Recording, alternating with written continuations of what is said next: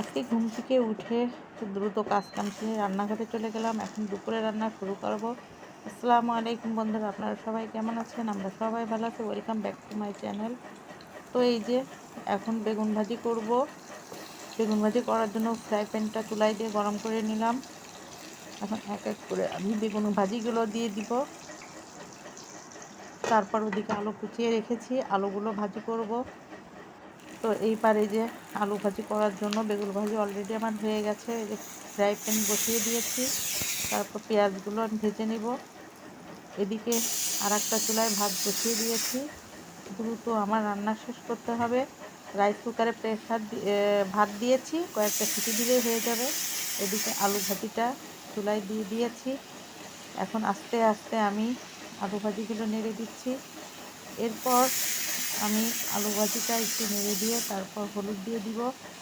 এরপর একটু লবণ দিয়ে দিব।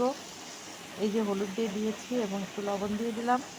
তো এখন আমি আলুগুলো আবার ভালো করে আস্তে আস্তে নেড়ে দিব, যাতে সমস্ত জায়গায় হলুদটা লেগে যায়।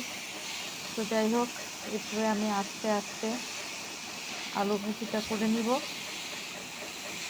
এদিকে ভালো করে নেড়ে দিয়ে হালকা আমি ঢেকে দিব এটা সিদ্ধ হওয়ার জন্য। ওদিকে অন্য একটা চুলায় আমি ডাল রান্না করে ফেলেছি।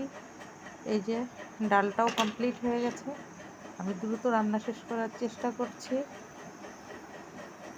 তো এদিকে একটু চা খাওয়ার জন্য একটু লাল চাও তৈরি করে নিলাম।